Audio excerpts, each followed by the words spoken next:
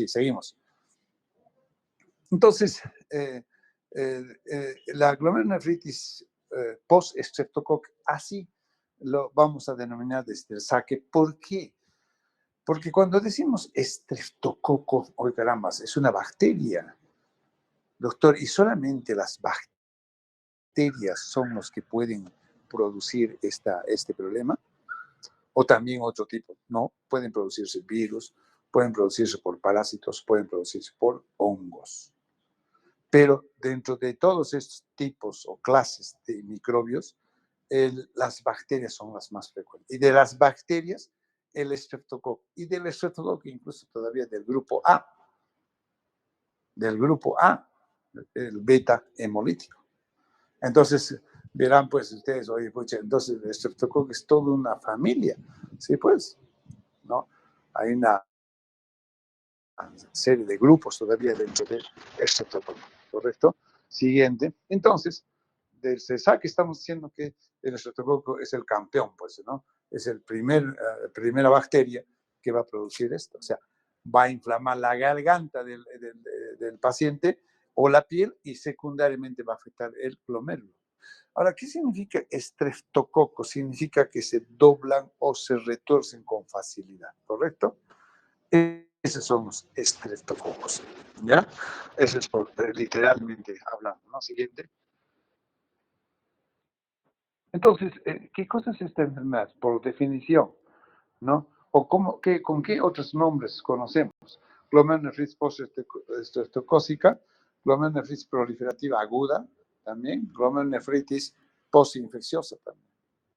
Claro, que sería mucho más correcto, ¿no? O sea, que mis glomérulos se están afectando secundariamente a una infección, ¿correcto? A una infección. ¿Ya? Entonces, este es un síndrome, ¿ya?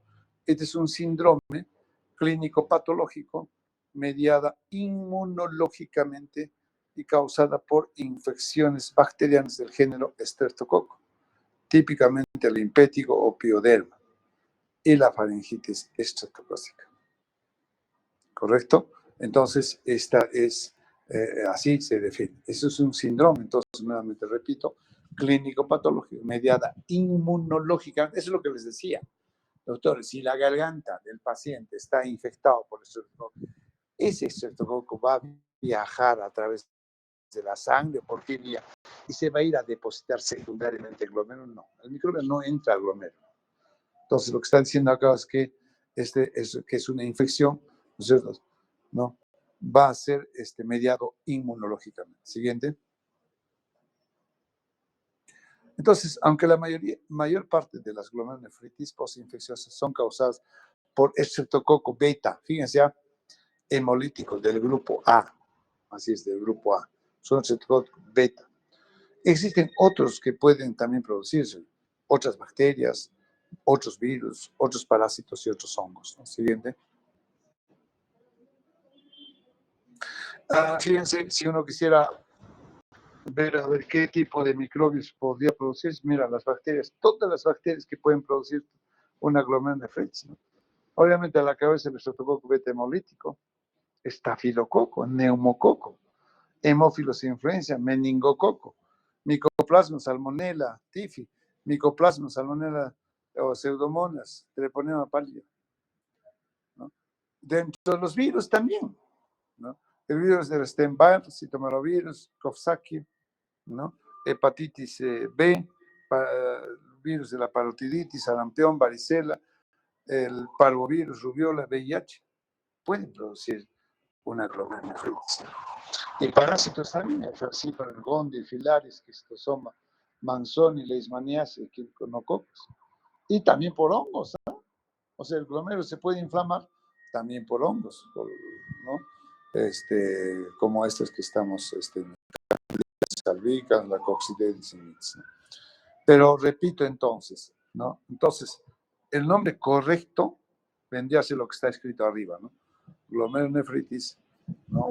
Aguda, buenas tardes, postinfecciosa sería lo más correcto. Pero ¿por qué de saque decimos glomerulonefritis postestreptocócica? Porque el estreptococo es el mayor, el que afecta con mayor frecuencia, ¿no? Siguiente. Entonces, repito nuevamente, ¿no? Este es un síndrome clínico patológico mediado inmunológicamente y va a caracterizarse por edema, por hematuria y por hipertensión arterial. Oye, y si nosotros decimos, caracho, edema, hematuria, hipertensión, síndrome nefrítico. Edema también, síndrome nefrítico. O sea, si a usted le pregunta, oye, una glomerulonefritis post-estructural, ¿cómo se manifiesta? Van a responder fundamentalmente por síndrome nefrítico, ¿no? Esta es la triada clásica. El estructural beta hemolítico del grupo A, tampoco todos, ¿ah? Ese es un tema, mira, fíjense, no estamos viendo, ¿no? No todos, bacterias, virus, Estamos diciendo que las bacterias son los más frecuentes. Dentro de ellos, el estreptococo beta hemolítico. Pero del grupo A, ni siquiera debe haber, si hay grupo A, debe haber grupo B, C. Eso ustedes deben saber, ¿no? Ahora, de este grupo A, no todos los serotipos también van a producir. Mira, ¿cuáles son los serotipos que van a producir? 2, 4, 7 y 12 en las infecciones faringes. O sea, tiene que ser justo un estreptococo de grupo A que tenga ese serotipo. Y cuando es por infecciones cutáneas, ¿no? El 49, 55, 56, 60. O sea, no todos los del grupo A tampoco van a ser, sino algunos serotipos. Si no, va a decir usted, doctor, ¿y por qué a mí no me dio? Porque toda mi vida, sobre todo como vamos a ver ahora, esta afectación es en niños, entre los 6 y 12 años de edad. ¿Y por qué yo toda la vida he tenido faringitis, gripe, laringitis y nunca he terminado haciendo una glomerulonefritis? Entonces la respuesta es seguramente te ha dado bacteriana, pero no pues precisamente de estos serotipos, ¿no? Entonces siempre hay que tener mucho cuidado porque lo clásico que refieren las mamás son los papás cuando llevan a los niños a una consulta, ese doctor se le está hinchando los ojitos, ¿no? Está fastidiado, le tomas la presión, está alta, ¿no? Le tomas un examen, está con sangre, ¿no? Está con hematuria, ¿no? Entonces, esos son los motivos más frecuentes, pero solamente estaba con su gargantita, ¿no? Pero ¿por qué ahora está así? Es post-estreptocócico. Siguiente. Entonces, nuevamente, ¿no? La bacteria es el que se mete dentro del glomérulo, ¿no? La bacteria, no. Entonces, esta bacteria tiene que ser especial, estos serotipos que hemos mencionado, ¿no? Esos serotipos tienen que tener un material antigénico, que es la proteína M, ¿no? Esta proteína M prácticamente, ¿no? Va a comportarse como antígeno, ¿correcto? ¿No? Porque finalmente el glomérulo se va a inflamar, ¿no? Por la formación del complejo inmunitario antígeno-anticuerpo, no por el microbio Streptococcus directamente. No sé si me están entendiendo. O sea, estas bacterias tienen que tener este material antigénico. Entonces, si hay antígeno, se va a formar el complejo antígeno-anticuerpo, ¿no? Solubles, que se van a fijar en el capilar glomerular y con consumo del complemento. ¿Correcto? Ahí está, mira, este antígeno en la foto. Justamente esos serotipos que hemos mencionado son los que van a tener este antígeno, ¿no? Que es una proteína M. Tanto para secundarios a procesos faringeos, procesos respiratorios altos, como para dérmicos. Que hemos mencionado, ¿no? ¿Qué serotipos? Es para infecciones dérmicas y faringeas. Siguiente.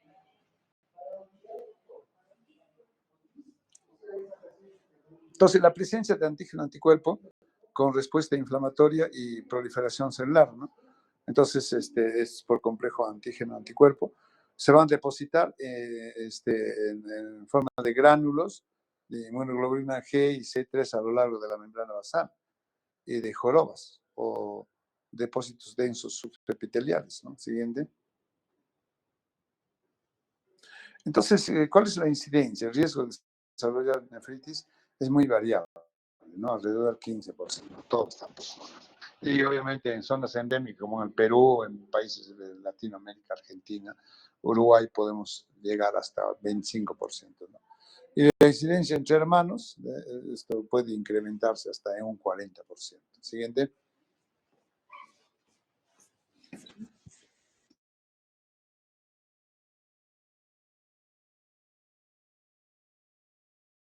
Ok, entonces, en cuanto a la patología, a ver, vamos. Si ustedes se preguntan, dice, a ver, ¿qué tipos de histopatología vamos a encontrar en un paciente que tiene este problema, ¿no? ¿Qué tipo de histopatología o histología vamos a encontrar en los glomérulos? Mira, la más frecuente, este es un estudio hecho en un hospital grande infantil de México, ¿no? De 131 biopsias, encontraron que el 66%, la característica era una glomerulonefritis proliferativa endocapilar difusa, o sea, todos los glomérulos estaban afectados, pero en este caso el endotelio, ¿no? En segundo lugar, tenemos el 16% una glomerulonefritis proliferativa endo y extracapilar focal. Luego tenemos la proliferativa endo y extracapilar difusa. Y la glomerulonefritis membrana proliferativa en un 10%.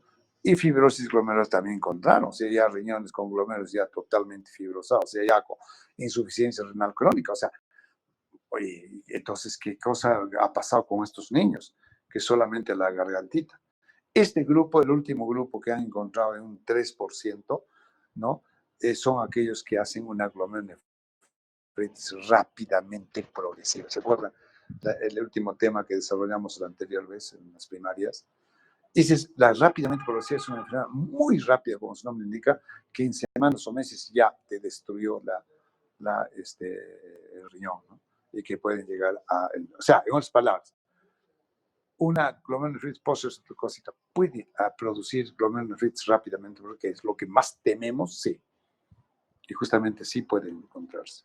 Siguiente. Esta es la histología, fíjense, la característica fundamental es de proliferación de las, tanto del mesangio como de los capilares, ¿no? Siguiente. Aquí está. Proliferación de los glomérulos, ¿no? De la pared, del mesangio. Siguiente. ¿No? Acá tenemos ¿no? La microscopía electrónica. Siguiente. Siguiente.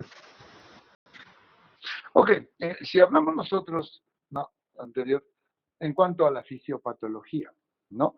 Vamos a ver, acá este esquemita es bien práctico. Fíjense, tenemos la infección estreptocócica o en la piel o en la faringe, ¿correcto? Listo. Entonces, estas infecciones, ¿no es cierto?, se van a depositar, ya hemos visto, ya como un complejo inmunitario, ¿no? Debido ya, repito, porque estas bacterias que tienen el antígeno M, pues provocan la formación del complejo, ¿no? Entonces, estos se depositan tanto en la pared del capilar como en el mesangio. Y al depositarse, fíjense, va a activar el sistema del complemento. Y activado el sistema de complemento va a producir inflamación, hematuria y proteinuria. ¿Correcto? Y esto va a producir, va a producir, claro, exudación, proliferación mesangial y reducción, ¿no?, del coeficiente de filtración, obviamente con una disminución del filtrado glomerular, lo cual te va a llevar a una oliguria, una retención azoada, o sea, la función renal va a empezar a afectarse, ¿no? Va a reducirse el FeNA, la fracción de extracción del sodio, va a haber hipovolemia, edema, hipertensión arterial, y todo este problema, ¿no?, puede conllevar a una insuficiencia cardíaca, un edema agudo pulmonar, una encefalopatía hipertensiva, pero, ¿no?, lo bueno es de que una buena parte de pacientes se puede autolimitar. O sea, no necesariamente va a lesionar severamente el glomérulo o el riñón, ¿no? Entonces se puede autolimitar, se puede resolver y recuperarse, ¿no? Pero hay un grupo de pacientes que lamentablemente pueden afectar severamente, ¿no?, rápidamente progresiva y llevar a un cuadro muy severo. Siguiente.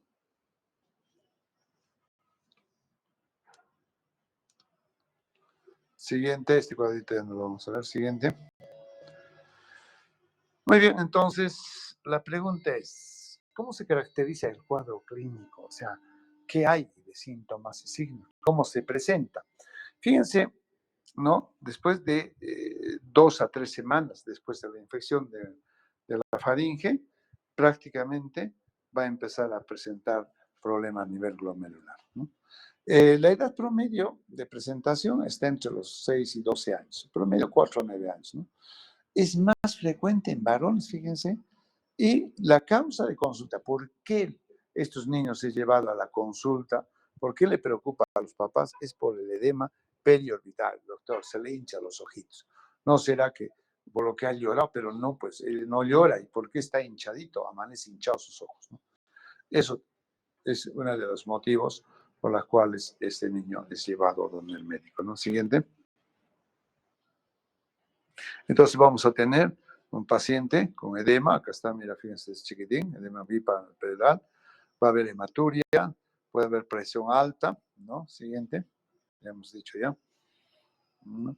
Entonces, fíjense, cuando es, ¿no? La infección es después de un foco faríngeo, después de 1 a 2 semanas, se va a presentar la glomerulonefritis. Y si es foco cutáneo, a veces pues hay lesiones impetiformes en la piel, ¿no? Lesiones piodermas, piodermitis, etcétera, de 3 a 4 semanas. Eso es lo clásico. Doctor, mi hijo solamente tenía su gargantita, pero ¿por qué se está hinchando, no? ¿Por qué está irritado, no? Le duele su cabeza, hipertensión, le hace su examen, tiene sangre en la orina, ¿no? Entonces es lo clásico. O está con sus lesiones en la piel y mira, está presentando esos casos, ¿no? Siguiente.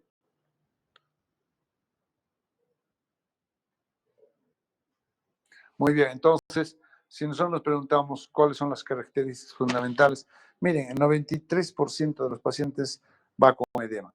Los edemas en los niños, en general hablando, se inicia a nivel de los ojitos, edema bipalpebral, o la región genital. Acá, ahí se inician los edemas, en todos los tipos de edemas. En cambio, en los adultos ya hemos visto que se empiezan los pies, tobillo, luego pierna y luego puede ser generalizado llegar hasta la sarca, ¿no? Pero en los niños generalmente la hinchazón, el edema, la retención hídrica empieza en los ojos y en la región genital. Entonces, la característica más es 93% de edema. La hematuria, 94%, ¿no? Hipertensión, 81%. Siguiente.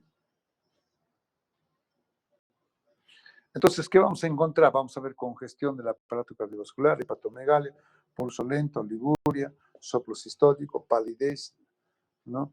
El paciente está decaído, está anoréxico, no quiere comer, está con cefalea, dolor de la barriga, ¿no? Náusea, está con vómito, siguiente, ¿no? Y cuando uno entonces evalúa dice, si es problema secundario, muchas veces, sobre todo en nuestro medio, es debido a una piodermitis, o un pétigo, ¿no? O secundario, ¿no es cierto?, a la picadura de insectos. O sea, los insectos si pican se pueden sobreinfectar. O secundario a la sarna, a la escabiosis. Eso es un tema bien frecuente en nuestro medio, ¿no? O sea, estar chiquitín con sarna, escabiosis. Por eso estamos haciendo condiciones de salubridad, tienen que ver acá, ¿no? Entonces, a esas lesiones se ha sobremetido, pues, estas bacterias, ¿no? Siguiente, y lo ha infectado. Entonces, eso es lo que estamos diciendo, ¿no? Puede haber esa sarna o escabiosis y secundariamente. Siguiente.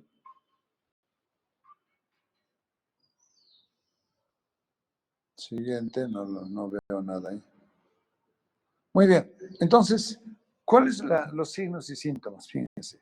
Acá tenemos y cuánto tiempo dura, ¿no? El paciente puede estar con edema, con oliguria, 1 semana más o menos, hipertensión igualmente 1 semana, hematuria macro, hasta puede orinar con sangre que vea el paciente o los papás, sí, y puede durar hasta 1 semana. Proteinuria puede durar hasta 4 semanas. Retención nitrogenada, o sea que la urea y creatinina esté elevada, hasta 4 semanas, ¿no? Hipocomplementemia, 4 a 6 semanas. Eritrocituria o hematuria hasta las 6 semanas puede durar, ¿no? Siguiente. Ahora, nosotros que encontramos en el laboratorio, obviamente la función renal, la ureacreatinina puede elevarse, o sea, la función renal se puede alterar ya. El complemento 3 en 96%, después de 2 semanas se normaliza a las 6 o 8 semanas, ¿no?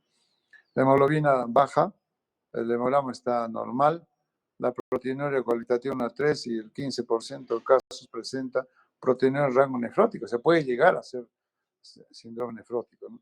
El seguimiento urinario, eritrocitos deformados, cilindros de globos rojo, siguiente. Y acá tenemos, pues, algunos parámetros, ¿no?, que nos va a permitir hacer diagnóstico, ¿no? Por ejemplo, la antihistorlicina o la ASO, ¿no?, se eleva más de 200 unidades TOT, ¿ya? Y se puede elevarse 300, 400, 1000, 2000, pero eso no significa severidad, o sea, no hay relación directa entre la severidad y el cuadro clínico, ¿no? Después tenemos otro parámetro que es la anti-hialuronidasa, ¿no? Anti-DNA y anti-desoxirribonucleasa B, ¿no es cierto? Se eleva en forma constante.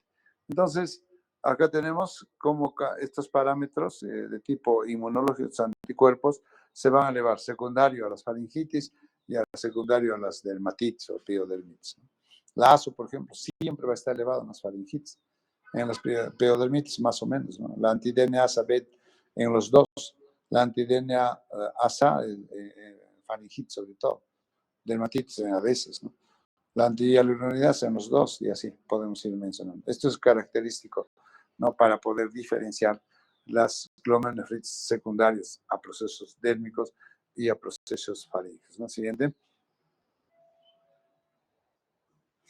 Ahora, la pregunta es, ¿y nosotros podemos hacer cultivo todavía de la faringe, ¿no?, de la laringe de estos pacientes? Sí, y vamos a justamente aislar el estreptococcus hemolítico, pero nunca es 100% puede ser positividad, ¿no? ¿Cómo está? Buenos días, buenas tardes. 100%, ¿no? Tanto en la piodermitis como en la faringitis, ¿no? O sea, no pretendas encontrar que en el 100% de los casos vas a encontrar el microbio cuando lo cultivas, ¿no? Idealmente hay que levantar el grano o la costra y cultivar, si es que es en la piel, por ejemplo, ¿no?, cultivar la sangre o la pus que brota por debajo de la misma. Siguiente. ¿Con qué enfermedades hacemos diagnóstico diferencial? La púrpura de Heno-Schönlein, ¿no?, mismo grupo de edad, brote petequial, glúteo, muslos, pantorrilla, edema en tobillos, artralgia, rectorragia, ¿no? La nefritis familiar o enfermedad de Alport es otra enfermedad que también debemos diferenciar, ¿no? Lo que pasa es que Heno-Schönlein va más con lesiones dérmicas de tipo purpúrico, ¿no? Con proteinuria, ¿no?, y dolor de la barriga, ¿no? En cambio, la enfermedad de Alport más va con sordera y síndrome nefrótico. Entonces, de todas maneras, son niños que pueden presentar estas enfermedades y hay que diferenciar, saber diferenciar, no con esta enfermedad que nosotros estamos estudiando. Siguiente. También con las reagudizaciones de las nefritis crónicas, ¿no? Sobre todo aquellos que tienen la glomerulopatía C3 persistentemente bajo. El síndrome urémico hemolítico, ¿no?, en la hematuria benigna recurrente, con esas enfermedades tenemos que hacer diagnóstico diferencial. Siguiente. ¿Qué complicaciones vamos a tener en estos pacientes? La insuficiencia cardiorrespiratoria en 6%, por hipervolemia, congestión pulmonar, oliguria, ¿no?, encefalopatía hipertensiva en 1%, insuficiencia renal aguda también puede presentar. Siguiente. Y cuando hospitalizamos a estos niños, cuando las presiones están muy altas, 150/100, o sea, por los percentiles mayor de 90, ¿no? En los niños las presiones arteriales se miden en percentiles. Obviamente, cuando están por encima de 90 percentil, son pacientes que tienen hipertensión arterial severa, signos de insuficiencia cardíaca, encefalopatía hipertensiva. Cuando hay una, digamos, insuficiencia renal, ¿no?, que está manifiesta, que puede llegar incluso a requerir diálisis, ¿no?, en casos de hipercalemias, o cuando no está claro, oye, será una glomerulonefritis post-septicósica, pero hay datos que no me dan, ¿no?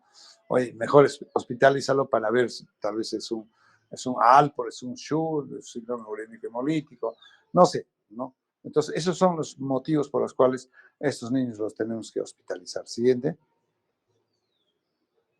En cuanto al tratamiento, ¿qué tenemos que hacer, no? En las no complicadas, que es el 95%, 5% son complicadas, ¿no? La dieta, obviamente, tenemos que ver cuánto de líquido tenemos que dar, el sodio tenemos que bajarle, el potasio, calcio y fósforo, depende de la función renal, ¿no? Tiene que estar en reposo relativa, hay que darle furosemida, 2 miligramos por kilo, que puede llegar hasta 5, 10 miligramos por kilo de peso. La penicilina G-benzatínica, 50.000 unidades por kilo, ¿no? Llegando hasta 1.200.000. Sigue siendo bueno, obviamente la limpieza, ¿no? La higiene es fundamental en el tratamiento. Siguiente. Entonces, pero en las complicadas, que es un 5%, tenemos que hospitalizar, tenemos que ser un poco más drásticos con la dieta, y tiene que ser hiposódica, líquido también hay que restringir tremendamente.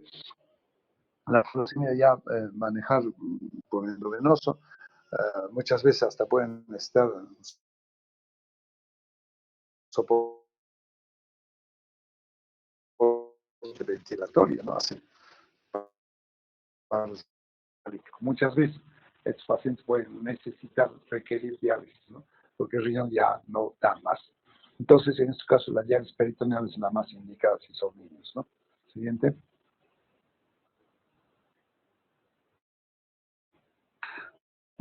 Bueno, obviamente cuando estamos frente a este cuadro tenemos que saber, ¿no? Diagnosticar qué cosas se está presentando, dónde, cómo, cuándo debemos actuar, ¿no? Entonces, es una enfermedad, pues, siguiente, ¿no? Es una enfermedad que todavía nosotros estamos viendo, ¿no? Dada nuestra condición socioeconómica, déficit de tipo, digamos, sanitario, todavía tenemos problemas, ¿no? Por eso es de que todavía tenemos que, ¿cómo se llama? Enfrentar estos casos, ¿no? Por nosotros todavía, tú que te vas a ir a trabajar a un pueblo, a hacer tu serum, ¿no? Vas a encontrarte también, hay problemas de salubridad, no tienen ni siquiera agua potable como debe ser, intubado, y si son intubados no están potabilizadas, así. Los problemas, ¿no es cierto?, de salubridad son totalmente deficitarios. Tú como médico tienes que ir a conversar, a promover, ¿no?, la higiene, en fin, ¿no? Entonces, los niños tienen buen pronóstico. La pregunta es, ¿también se puede presentar en adultos? Sí, en un 20%, pero es mucho más severo, digamos, ¿no? Que puede llevar a una mortalidad inclusive. Siguiente. Muy bien, entonces eso es lo que queríamos un poquito, ¿no? Tocar este tema que es propio todavía de países como el nuestro, ¿no? Todavía nosotros, si bien es cierto, uh, cada vez tal vez los pueblos, los gobiernos, tanto regionales, municipales, se preocupan por tener las condiciones de salubridad, pero aún así todavía los problemas respiratorios, las faringitis, las rinofaringitis, las traquitis, las neumonías, todavía es por doquier en nuestro medio, ¿no? Sobre todo en niños. Igual, pues, debido a la mala higiene, las contaminaciones de la piel también, todavía tenemos bastantes problemas, ¿no? Entonces, por consiguiente, todavía podemos tener y seguimos teniendo todavía, claro, con menos intensidad, todavía estas enfermedades en nuestro medio. Por eso es que obligadamente todavía nosotros debemos conocer esta enfermedad, ¿ya? Muy bien. Ahora vamos a pasar al segundo tema, que es la nefropatía lúpica. A no ser que tengan alguna pregunta alguien de ustedes, mientras va pasando el delegado, la nefropatía lúpica.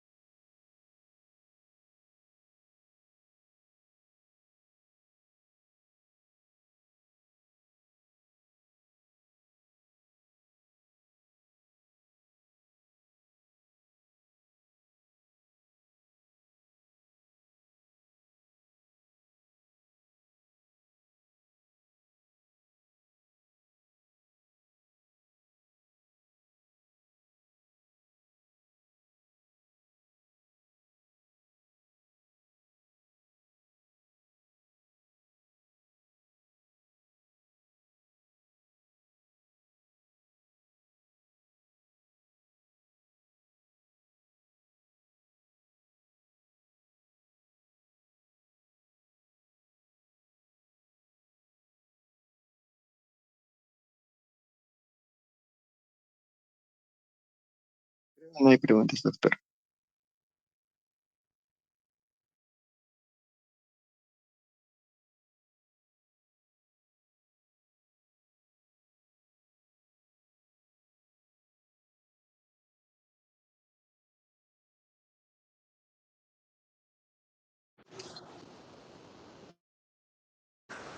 Estoy queriendo pasar a mi otro celular, el link, delegado, y no, me puedes mandar directamente a mi otro número porque la batería se me está yendo de este, ¿ah?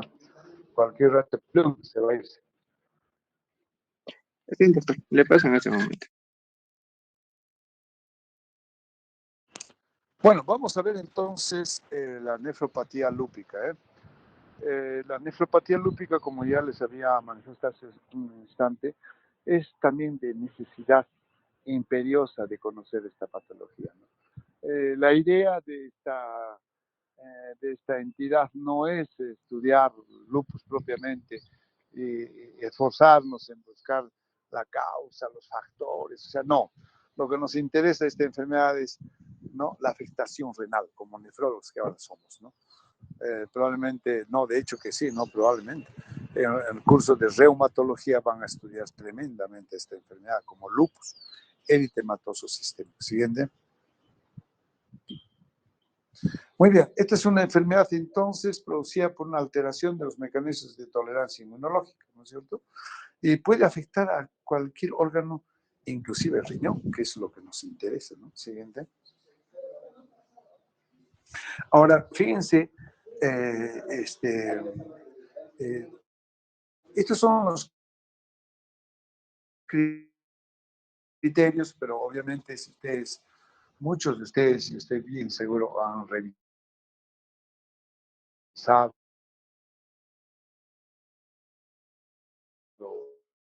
de clasificación, son estos, ¿no?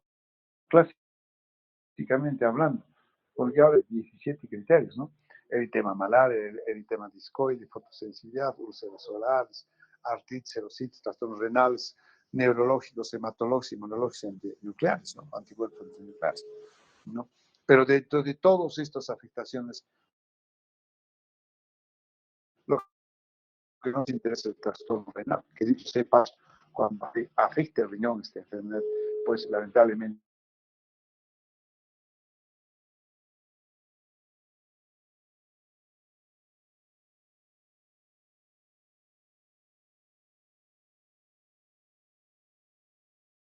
Disculpe, doctor, no se le logra escuchar. ya el pronóstico va a caracterizar cuando hay trastorno o, o por alteración de la función renal, por lo cual se va a elevar la clínica, ¿no? Entonces, podemos tener hematurias, podemos tener proteinurias, podemos tener un paciente con afectación de la función renal. Cuando la proteinuria se hace severa, ¿no?, puede llegar a ser síndrome nefrótico. Y cuando la hematuria se acompaña de hipertensión y otras, puede llegar a ser síndrome nefrítico. O sea, cuando a mí me dicen cómo se manifiesta una nefropatía lúpica, por proteína, hematuria, o si no, nefrótico, nefrítico, y por alteración de la función renal, ¿no? Siguiente. Siguiente.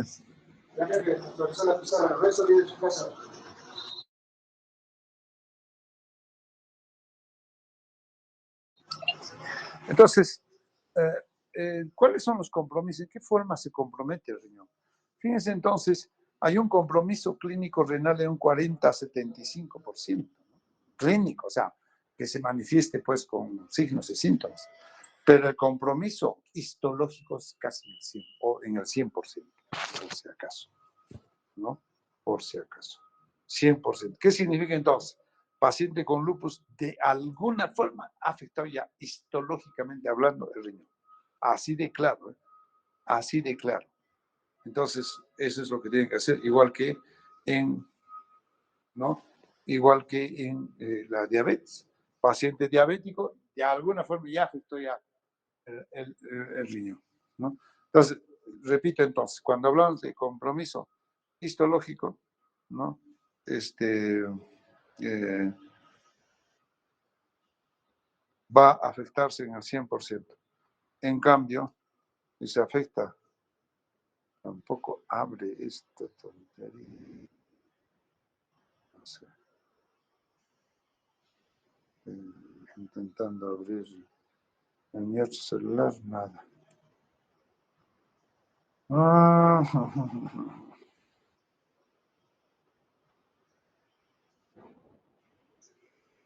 qué tontería. Bueno, vamos a avanzar hasta donde dé mi batería. No puedo abrir en el celular. Entonces, y las lesiones histológicas pueden ir desde un compromiso de cambios mínimos, pasando por mesangial, proliferativa focal, no sé, membranosa, o sea, todos los tipos que hemos estudiado pueden ser así afectados de esa forma, ¿no? Dicho sea de paso, la nefropatía lúpica tiene todos los tipos, todos los tipos, será por la BD y todo, ¿no? Cambios mínimos, mesangial, focal segmental, membranosa, rápidamente progresiva, ¿no? Siguiente.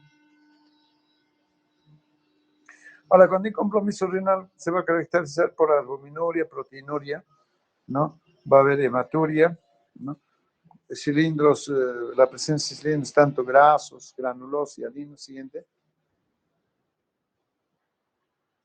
Entonces, fíjense, la presentación varía entre el 30 a 65% en las diferentes series, ¿no? O sea, no todos los lúpicos tampoco van a ser nefropatía lúpica, ¿no? Ahora, difiere esto con los grupos etarios, más se presenta en gente joven, ya hemos visto, ¿no? Más frecuentemente y más raramente después de los 50 años. Y más frecuente, por eso les decía, ¿no? En mestizos y afro-latinoamericanos, ¿no? Que en blancos. Más frecuente en mujeres que en varones. Fíjense la relación, 9-1. Por cada 10 pacientes, 9 es en mujeres, 1 es en el varón, ¿no? Y sobre todo en gente joven, entre los 10 y 30 años. Doctor, ¿y puede haber lupus en pacientes 5 años? Sí, puede haber en 2 años, puede haber en 80, 90 años, en varones. O sea, la medicina es eso, pues, ¿no? Pero generalmente se presenta más en jóvenes mujeres, ¿no? Siguiente. Entonces, el 38% de todos los pacientes con lupus presentan nefropatía lúpica, ¿no? Hay acumulación de complejos inmunitarios en el glomérulo. Cuando existe afectación renal, es pronóstico de severidad lupus. O sea, no es igual una lúpica o un lúpico que no afecte el riñón y que sí afecta el riñón, y depende también de la severidad. El riesgo es mayor en mujeres, ya hemos dicho, 9-1, entre africanos, latinos y asiáticos. El 50% de pacientes con nefropatía lúpica evolucionará a ser enfermedad renal crónica. O sea, de cada 2 que hacen nefropatía lúpica, 1 va a ser insuficiencia renal crónica. Siguiente. Siguiente, se había mencionado que hay una alteración de tipo inmunológica, ¿no? De la tolerancia inmunológica. Entonces, en conclusión, si queremos ver qué patrones histopatológicos vamos a tener un patrón epitelial, un patrón mesangial y un patrón endotelial. Siguiente. Fíjense, en la clasificación de la nefritis lúpica según la Organización Mundial de la Salud, se va a clasificar en 6 clases, ¿no? La clase 1 es aquellos que aparentemente tienen glomérulos normales, apenas hay una ligera proliferación. En la clase 2 vamos a tener la glomerulonefritis mesangial, ¿no? Puro, con hipercelular leve o hipercelular moderada, ¿no? La clase 3 es la glomerulonefritis focal y segmentaria, ¿no? Con lesiones necrotizantes, activas y esclerosantes, ¿no? La clase 4, que es la más frecuente, es la glomerulonefritis difusa, con afectación de más del 50% de los glomérulos. La clase 5 es la glomerulonefritis membranosa difusa. O sea, a ustedes les tiene que traer recuerdos esto, porque cada uno de estos hemos estudiado como glomerulopatía primaria. Entonces, casi se asemeja a los tipos estos. O sea, en otras palabras, una nefropatía lúpica va a pasar por todos los tipos que hemos estudiado, con algunas variaciones o características, ¿no? Y la clase 6 es cuando ya el paciente ha hecho una glomerulonefritis esclerosante avanzada con insuficiencia renal crónica, ¿no? Siguiente. Sin embargo, hay una clasificación que es dada por la Sociedad Internacional de Nefrología en asociación con la Sociedad Internacional de Patología Renal, ¿no? Entonces, acá igualmente lo van a clasificar en 6 tipos, ¿no? Y cada uno de ellos igualmente. Esta es una clasificación mucho más amplia, mucho más, digamos, más exhaustivamente digamos, tipificada cada una de las clases. Claro, en el fondo vienen a ser lo mismo, ¿no? Clase 1 es la de cambios mínimos, clase 2 es el mesangial, pero en la clase 3, por ejemplo, acá ven, ¿no?, criterios de actividad, que dicho sea, más o menos el 50% de los glómerulos tienen que estar afectados, ¿no? Criterios de cronicidad, ¿no? Por ejemplo, el 3, el 3C, 3A, 3C, ¿no? Siguiente. El tipo 4, que es la más frecuente, ¿no? La más frecuente, fíjense, ¿no? Con toda la descripción que tenemos, y esto nos permite, pues, un poquito más, digamos, analizar más cada una de estas, ¿no? La clase 4 es la más frecuente. Va a haber las diferentes series desde un 38 hasta un 42% de todos los tipos de las glomerulonefritis. La clase 5 es la nefritis lúpica membranosa, y la clase 6 ya es con glómerulos esclerosantes que van a ir a la insuficiencia renal crónica, ¿no? Siguiente. Ahora, la pregunta es, ¿a todos los pacientes que tienen nefropatía lúpica tenemos que biopsiar? La respuesta es no. Entonces, ¿cuáles son los criterios para biopsiar?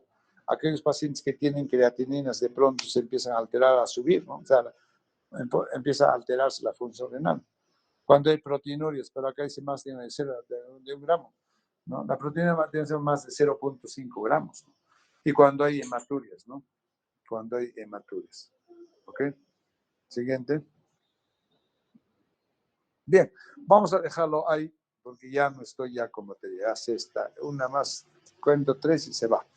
¿Ya? Listo, chicos, nos estamos viendo en la siguiente clase. Al delegado, vamos coordinando. También, no sé, esta semana podemos ir avanzando, recuperando, pues, algunas clases que hemos dejado, ¿no? ¿Listo? Bien, doctor.